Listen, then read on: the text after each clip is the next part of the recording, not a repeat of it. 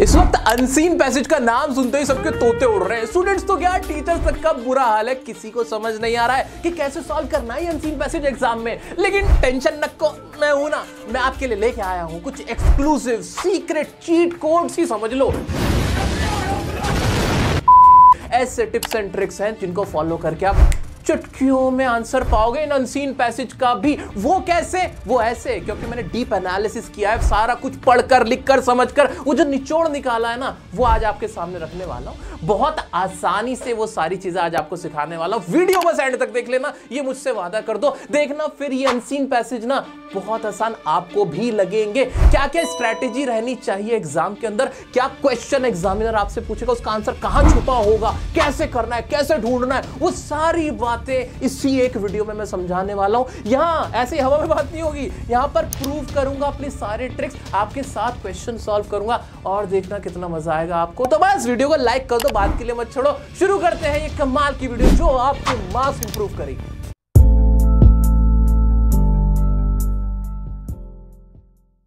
दोस्तों step number 1 क्या होगा मेरा? इसके लिए इंपॉर्टेंट है कि आपका माइंडसेट क्या होना चाहिए।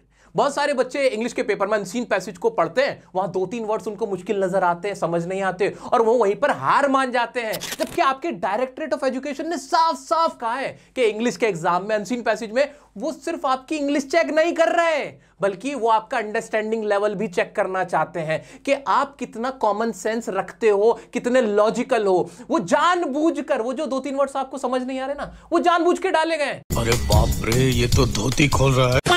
ताकि देखा जाए कि जब बच्चे को समझ में नहीं आया तो क्या उसने मोटा मोटा आइडिया लगाया, कितना वो समझ पाया और उसने आंसर किया, क्या वो डर गया और उसने वो क्वेश्चन का गलत आंसर किया, या फिर उसने समझने की कोशिश करी और मोटा मोटा आइडिया लगा के आंसर कर दिया, सही आंसर कर दिया। ये जरूरी है। तो पहली चीज तो माइंडसेट क्लियर रखो कि हाँ कुछ ऐसे वर्ड्स होंगे जो मुझे समझ में नहीं आ रहे होंगे, लेकिन मैं मोटा मोटा आइडिया लगाता रहूंगा, हार नहीं मानूंगा। मुझे क्या रहना है वहां पे?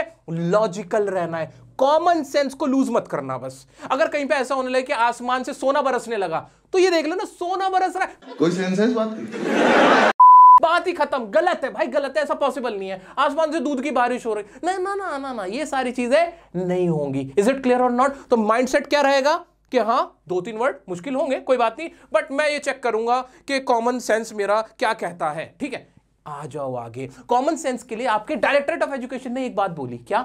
आपके लिए जरूरी है कि वो जो पैसेज हो ना, वो जो पैसेज हो, आप ना उसका थॉट देखो कि उस पैसेज में क्या सोच है, पूरे पैसेज की सोच क्या है, नियत क्या है। जो भी पैसेज आपके एग्जाम में आया हुआ है उसका पर्पस क्या था, उसके अंदर क्या सोच थी, क्यों लिखा गया था, ये आप समझ लो। अब इसको समझने का तरीका भी बताता हूं। देखो कोई भी पैसेज आपके एग्जाम में अगर आएगा ना, कोई भी पैसेज आया, ये आपका पैसेज था, ये आपका पैसेज आया है ना, वो सिर्फ 2 तरह का होगा। कितने तरह का होगा? 2 तरह का। एक तो पैसेज होगा किसी अच्छाई के ऊपर, यानी किसी अच्छी चीज के ऊपर, किसी चीज के फायदे बताए गए होंगे या उसकी खासियतें बताई गई होंगी। एक तो इस तरह का पैसेज हो सकता है, अखबार की कोई आर्टिकल की कटिंग आ जाती है, ज्यादातर ऐसे ही होता है।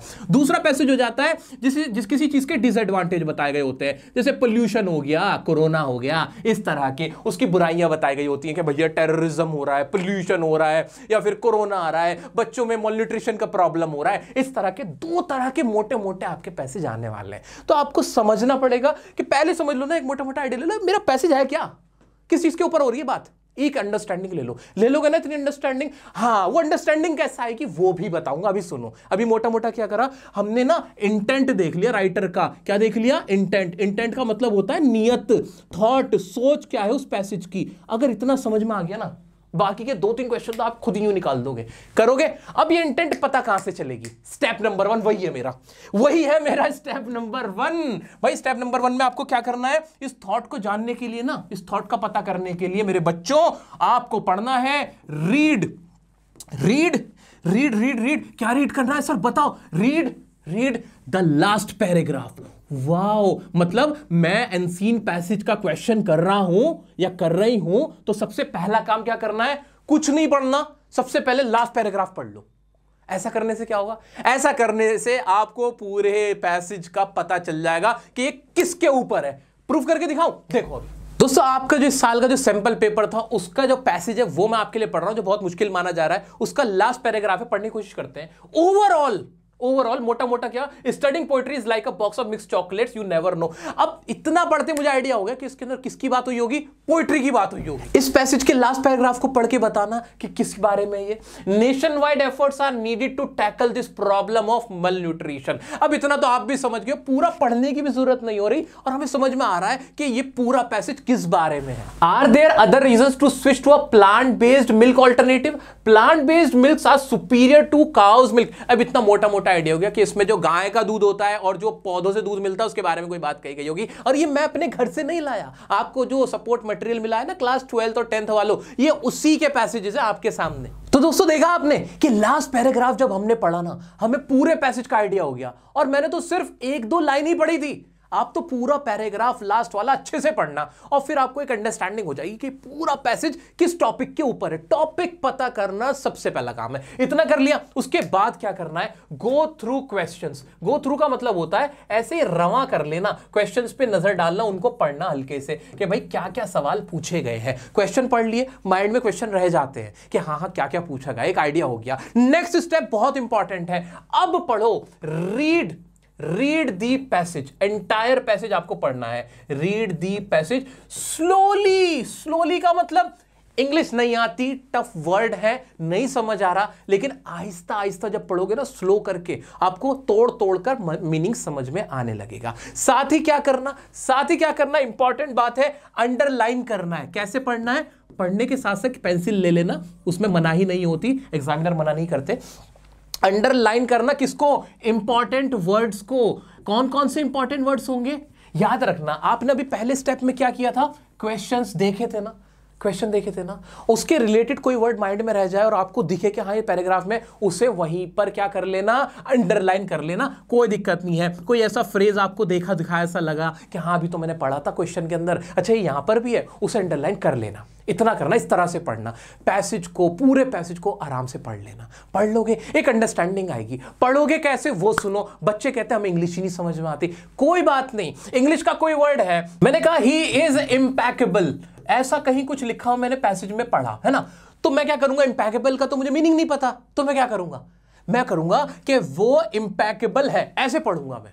ऐसे पढ़ना है कि जो इंग्लिश के वर्ड नहीं आते कोई बात नहीं, उन्हें इंग्लिश को इंग्लिश में पढ़ लेना, बाकी की हिंदी बना के समझने की कोशिश कर लेना। कर पाओगे। और जब आप इतना काम कर लोगे, फिर लास्ट में, एट लास्ट आपको क्या करना है, स्टेप नंबर 4 मेरा, कि आपको अटेम्प्ट करने हैं क्वेश्चंस। क्या करने हैं, अब आके आपको क्वेश्चन अटेम्प्ट करने हैं। अब क्वेश्चन कितने टाइप के होंगे, कैसे कैसे अटेम्प्ट करने, कौन सा पहले करना है, कौन सा बाद में करना है, वो सुनो। दोस्तों आपसे किस किस तरह के क्वेश्चन एग्जाम में पूछे जाएंगे वो देख लो, कैसे उन्हें अटेम्प्ट करना है वो सुनो। भाई एक तो वर्ड मीनिंग बेस्ड क्वेश्चन आपका 100% आता ही आता है। उसमें क्या करना होता है, आपसे पूछ लेगा, भाई आपसे कह देगा कि बताओ इस वर्ड का सिनोनिम क्या होगा। सिंपल बताना होगा कि भाई उसका सेम वर्ड क्या होगा, या उसका एंटोनिम या ऑपोजिट वर्ड क्या होगा। या थोड़ी वैरायटी अब जो आ रही है एग्जाम में, पता है कैसी आ रही है, आपसे कहेगा बताओ इन 4 ऑप्शन में से कौन से ऑप्शन में इस वर्ड का करेक्ट इस्तेमाल हो रहा है, या फिर कौन से में गलत इस्तेमाल हो रहा है, करेक्ट या इनकरेक्ट यूज, इस तरह से पूछ लेगा। करके दिखाऊं, आपको कुछ नहीं करना है, फंसना नहीं है। पहला काम क्या करोगे, इस तरह के क्वेश्चन का आंसर करने के लिए जहां भी आपके टेक्स्ट के अंदर पैसेज में वो वर्ड इस्तेमाल हुआ है ना, वहां जाके पहले उसको समझने की कोशिश करना। अगर आपको उस वर्ड का मीनिंग नहीं आता है कोई बात नहीं, उसके आगे पीछे की लाइन को पढ़ के एक कॉमन सेंस से अपने लगा के सोचना कि क्या इसका मीनिंग निकल रहा होगा, ऐसा तुक्का। इतना कर लिया, देखो आपको आंसर आ जाएगा। इतनी हिम्मत जुटा लेना मेरे बच्चों, इतनी अगर आपने हिम्मत जुटा ली तो आपको आंसर मिल जाएगा, क्योंकि इसमें पागलों वाले क्वेश्चन ऑप्शन होते हैं, बिल्कुल बेवकूफों वाले ऑप्शन डालता है देखो जानबूझ के। ये आपका स्टडी मटेरियल का क्वेश्चन है। देखो जी क्या है इसके अंदर, भाई इसने कहा है pick the option showing the correct use of the word sustainable. भाई कौन से ऑप्शन में सस्टेनेबल का सही इस्तेमाल हो रहा है, ये आपको पिक करना है। सस्टेनेबल का आपको मीनिंग मान लो पता नहीं है, देखना जरा पहला option, although Rahul is able to work 16 hour day right now. भाई जो राहुल है वो 16 घंटे अभी काम कर रहा है, हालांकि this kind of work schedule is sustainable for long term. इस तरह का जो इसका शेड्यूल है वो सस्टेनेबल है लंबे समय के लिए। क्या कुछ लॉजिक बन पा रहा है? नहीं, सस्टेनेबल का तो कुछ लॉजिक इसमें बन ही नहीं रहा है। आप दूसरा देख लेते हैं, generating power through the use of fossil fuel is sustainable and environmental damaging. इनकी लैंग्वेज देखोगे, इनकी बातें देखोगे ना, आपको क्या बेवकूफों वाली बात है कि भाई फॉसिल फ्यूल से जो आप पावर जनरेट कर रहे हो उससे ना बड़ा फायदा हो रहा है, सस्टेनेबल लंबे टाइम तक चले। हमने पढ़ा है भाई, नहीं फॉसिल फ्यूल तो खत्म हो जाएंगे, फिर क्या करोगे? Exploitation of natural resources is a sustainable option. भाई एक्सप्लॉइट करो नेचुरल रिसोर्स को, अच्छा ऑप्शन है। तो बिल्कुल बेवकूफों जैसे तरह थोड़ा सा भी पढ़ने की कोशिश करोगे ना, आपको समझ में आ जाएगा इसका answer organic farming promotes the sustainable health and productivity of the ecosystem, यही होने वाला है। कि अगर आप नहीं सस्टेनेबल वर्ड पैराग्राफ में पढ़ोगे ना जाके, वहां पूरी इसकी डेफिनेशन दे रखी है, वहां से आप इसको समझ लोगे और फिर यहां जो ये बेवकूफों वाले ऑप्शन है वो आपको समझ में आ ही जाएंगे। और देखो ये बड़ा मजेदार है, ध्यान से देखना। Hanging clothes to dry instead of using a dryer. भाई हैंगिंग करना क्लोथ्स को सुखाने के लिए, तो यार किसी को नहीं भी पता होगा, इतना तो सबको पता है कि सुखाने के लिए कपड़ों को हम क्या करते हैं? लटकाते ही तो हैं। तो हैंगिंग का मतलब ये समझ में आ गया ना, लटकाना। हाँ, अब ये क्या कह रहा है? तो pick the option in which the meaning of hanging is the same as it is in the passage. आपको एक ऑप्शन चूज करना है जिसमें इसका मीनिंग ये निकल रहा हो। देख लो, पहला ही ऑप्शन था कि I am going to have a Christmas tree and hang all my gift upon it, के भाई क्रिसमस ट्री होगा उस पर अपने सारे गिफ्ट लटका दूंगा। बाकी देखने की जरूरत ही नहीं थी, और वो थे भी उल्टे सीधे। हैंग आउट वर्ड यूज हुआ था, हैंग अप वर्ड यूज हुआ था। नहीं, वो तो मीनिंग ही अलग हो रहे थे ना, अप थोड़ी था उसके साथ। तो इस तरह से आपके सामने कोई भी ना वोकैबुलरी बेस्ड क्वेश्चन होगा जिसमें हिंट होगी, बस आपको हिंट पहचाननी है, कॉमन सेंस लगाना और देखना खटैक्स तो आपको उसका आंसर मिलेगा। भाई ऐसे ही ना आपके सैंपल पेपर का क्वेश्चन था, उसमें कह रहा था the passage includes some words that are opposite of each other from the set A to E below, identify two sets of antonyms. आपको दो सेट आइडेंटिफाई करना है एंटोनिम्स के, यानी ऑपोजिट के। अब एक बात बताओ, इमोशंस एंड फीलिंग्स, क्या ये दोनों उल्टे हैं? नहीं, तो ये तो ऑप्शन से ही कट गया। भाई ये भी गया। सिंपल एंड चैलेंजिंग, क्या एक दूसरे के उल्टे आए? कोई चीज सिंपल है, कोई चीज चैलेंज। हाँ, एक ऑप्शन तो मेरा क्या हो गया? डी हो गया, यानी सिंपल एंड चैलेंजिंग। एक आंसर तो मुझे यही मिल गया। क्या इसके लिए पैसेज पढ़ने की जरूरत पड़ रही है? नहीं। ऐसे आगे आ जाओ। भाई अप्रिशिएट एंड अपलॉड, क्या ये दोनों अलग वर्ड है?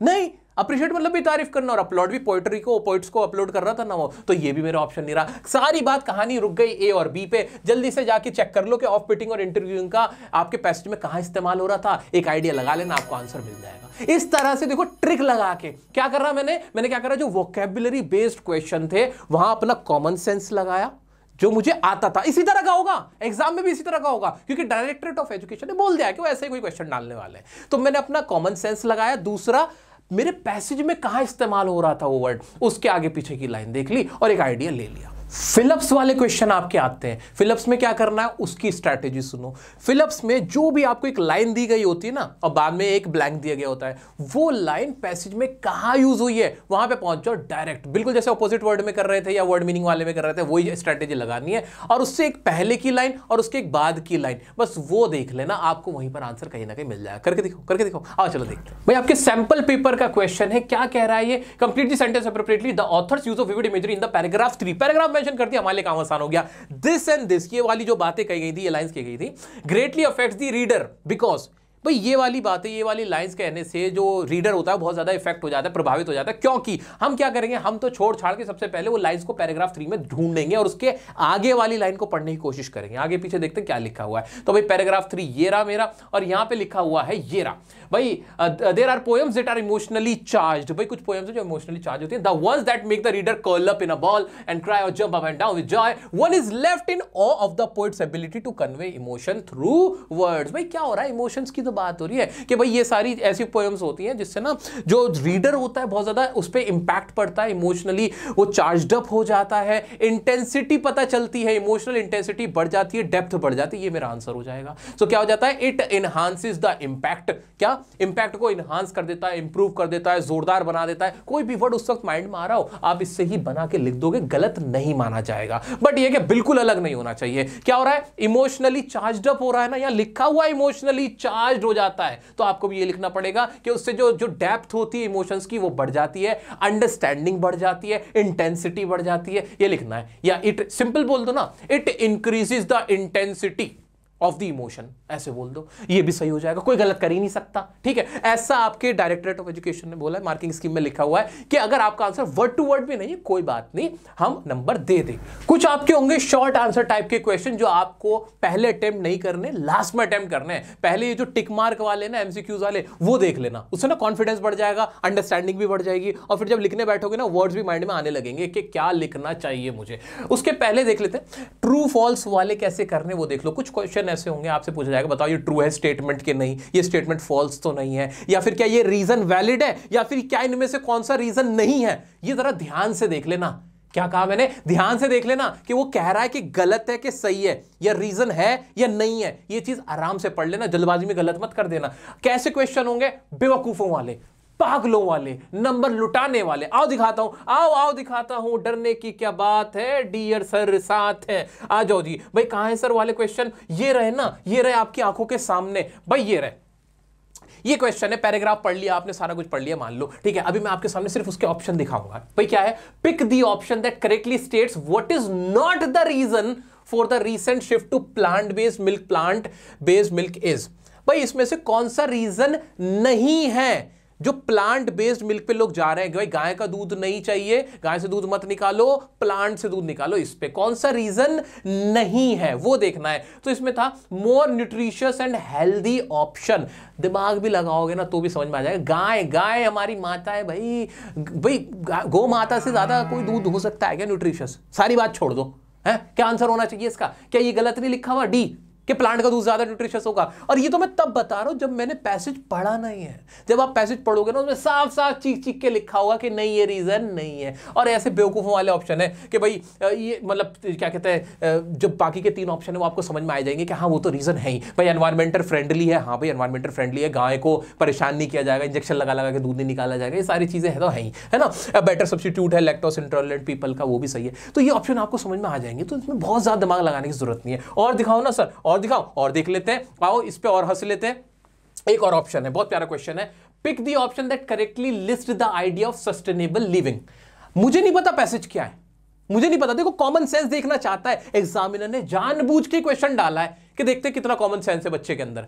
भाई ये पूछना चाह रहा है इसमें बता दो सस्टेनेबल लिविंग वाला आइडिया कौन सा है, और यहां फिर ऑप्शन दे दिए कि ये सारे थे, 6 के 6 थे, है ना। सस्टेनेबल लिविंग थोड़ा बहुत भी पढ़ोगे ना, अगर पैसेज में साफ साफ लिखा है सस्टेनेबल लिविंग जो लंबे समय तक चल जाए, ये ना कि आज सारा कुछ खा लिया पी लिया, पेड़ पौधे सब काट डाले और अब आने वाली जनरेशन खत्म कर दी हमने, ऐसा नहीं। वो चीज़ है, पानी भी खत्म हो जाएगा, है ना, गैस ज्यादा हो जाएगी, पोल्यूशन ज्यादा हो जाएगा, सब कुछ खत्म हो जाएगा, उसके ऊपर सस्टेनेबल लिविंग की बात हो रही है। तो उसमें देख लो क्या कह रहा है वो। सस्टेनेबल लिविंग का मतलब क्या है कि भाई आप क्या करो, मिसयूज करो एनर्जी का। मुझे बता दो क्या ये छठा ऑप्शन कभी भी सस्टेनेबल लिविंग हो सकता है? नहीं, लॉजिकली नहीं है। सबसे पहले तो 6 वाला ऑप्शन काट डालो, ये बी कट जाएगा और सी कट जाएगा। एक और देखना जरा, यूज नॉन रिन्यूएबल रिसोर्सेज। क्या 2 वाला सही है? ऐसे रिसोर्सेज यूज करो जो रिन्यूएबल नहीं है, जो दोबारा हम पैदा ही ना कर सके, वो यूज कर लो, सारे यूज कर लो, सब कुछ यूज कर लो, खत्म कर दो सारा कुछ। तो क्या 6 और 2 ऑप्शन हो सकता है? नहीं। तो 2 वाला भी काट दो, तो बी भी कट गया और डी भी कट गया, सी भी कट गया। लो आंसर क्या आ गया? फर्स्ट आ गया। कुछ करना पड़ा नहीं, सिर्फ क्या लगाया? दिमाग लगाया,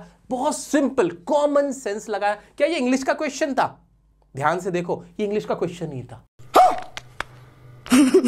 ये रीजनिंग का सवाल था जो आपसे पूछा गया था आपका दिमाग चेक करने के लिए। इसी तरह के आपके पास बहुत सारे क्वेश्चन आएंगे। अभी मैं 50 क्वेश्चन ऐसे करा सकता हूं, लेकिन आप प्रैक्टिस करो। कहां से करोगे? आपको स्टडी मटेरियल मिला होगा, दिखाई देता हूं आपको ना। ये स्टडी मटेरियल आपके स्कूल से मिला होगा।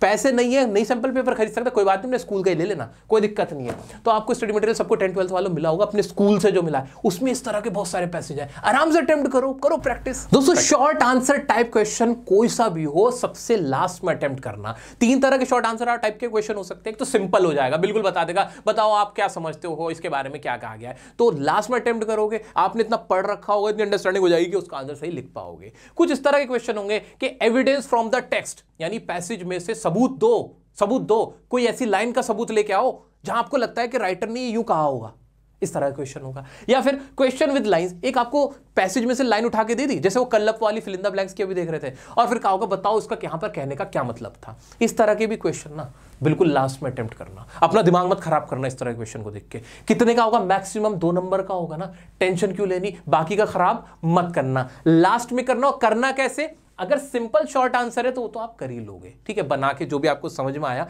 एट प्रेजेंट वो आपने कर दिया। कहीं वो कोई लाइन देता है ना तो उस लाइन पे जाना, पैसेज के अंदर लाइन पे जाना, वहां देखना आगे पीछे क्या कॉन्टेक्स्ट निकल रहा है, क्या मेरे को समझ में आ रहा है, जो कि समझ में आ जाएगा, इजीली समझ में आ जाएगा, और फिर अपने वर्ड्स में बना के लिखना। एविडेंस फ्रॉम द टेक्स्ट, ये मजेदार है, इसको कैसे अटेम्प्ट करना है, क्वेश्चन दिखाता हूं फिर बताता हूं। दूसरा क्वेश्चन देखते हैं, share evidence from the text, भाई यानी पैसेज में से कोई लाइन आप कोट करो, लिख के बताओ कि हाँ क्या था, in about 40 words to support करने के लिए अपने आंसर को, that the writer's writing style is descriptive and humorous, कि भाई राइटर का जो स्टाइल है वो डिस्क्रिप्टिव ह्यूमरस है। करना क्या है, पैसेज में जाना पड़ेगा, पैसेज में जाएंगे, वहां क्या देखेंगे, ऐसी लाइंस देखेंगे जहां पे कोई ह्यूमर यानी कोई मजाकिया बात कही गई होगी, डिस्क्रिप्टिव कोई चीज डिस्क्राइब की गई होगी, है ना, इस तरह की बातें देखेंगे ना, बस वो बात हम यहां पे कोट करके लिख देंगे, हमें 2 नंबर मिल जाएंगे। सबसे लास्ट में अटेम्प्ट करना ये वाला क्वेश्चन, क्योंकि ट्रिकी है, क्या काम है, ट्रिकी है, घुमाने वाला है, कोई बात नहीं, 2 नंबर में, बहुत ज्यादा नंबर का नहीं है, 2 ही नंबर का, लास्ट में अटेम्प्ट करना। अगर आपने सही से जज कर लिया, एविडेंस ला के दे दिया तो नंबर मिल जाएंगे, नहीं ला पाए तो कोई बात नहीं, बाकी 18 नंबर 20 नंबर तो आप सही से कर पाओगे ना। तो इस तरह से इस वाले क्वेश्चन को हमें टैकल करना है। अब सुनो मेरी बात ध्यान से मेरे प्यारे बच्चों, मैंने आपको स्ट्रेटेजी बताई है। सबसे पहला काम क्या करना है, अनसीन पैसेज में कोई भी पैसेज अब आप अटेम्प्ट कर सकते हो, सबसे पहले लास्ट पैराग्राफ को पढ़ना है। दूसरा काम क्या करना है, क्वेश्चंस को गो थ्रू करना है, क्वेश्चन को एक नजर मानिए, पढ़ना क्या है इसमें। तीसरा काम क्या करना है, इंटेंट आ गई, थॉट पता चल गया कि किस बारे में है ये पूरा टॉपिक, क्या है, ओवरऑल माइंड को क्लियर कर लिया क्लियर। तीसरा काम, अब पैसेज को पढ़ना है आराम से कम 2 बार आपको पैसेज को पढ़ना है। कैसे पढ़ना है, बहुत स्लो पढ़ना है। जिस इंग्लिश वर्ड का मीनिंग नहीं पता कोई बात नहीं पता, मैं जितना मुझे पता उस हिसाब से पढ़ूंगा। और अंडरलाइन करना है, अंडरलाइन वाले वर्ड ही आपको आंसर देके जाएंगे। अंडरलाइन कर लिया वर्ड को, और फिर लास्ट में आपको अपने क्वेश्चंस को अटेम्प्ट करना है 1 बाय 1। पहले कौन से क्वेश्चन अटेम्प्ट होंगे, एमसीक्यू वाले जिसमें टिक मार्क वाला है। उनमें भी कौन से पहले करोगे आप, ट्रू फॉल्स वाले, करेक्ट स्टेटमेंट वाले, अपोजिट वर्ड वाले, फिल इन द ब्लैंक वाले, ये वाले पहले करोगे। शॉर्ट आंसर वाले बाद में करना। हमेशा किस चीज का इंतजार में रहना कि मुझे हिंट मिली भी है, बेवकूफों वाले ऑप्शन को मुझे पहले क्रॉस करना है। अटेम्प्ट करो जितने पेपर आप अभी अटेम्प्ट कर सकते हो, प्रैक्टिस करो। इंस्टाग्राम पे डियर सर काशिफ की आईडी से आप मुझसे जो कुछ पूछना चाहते हो मैं आपको आंसर करूंगा,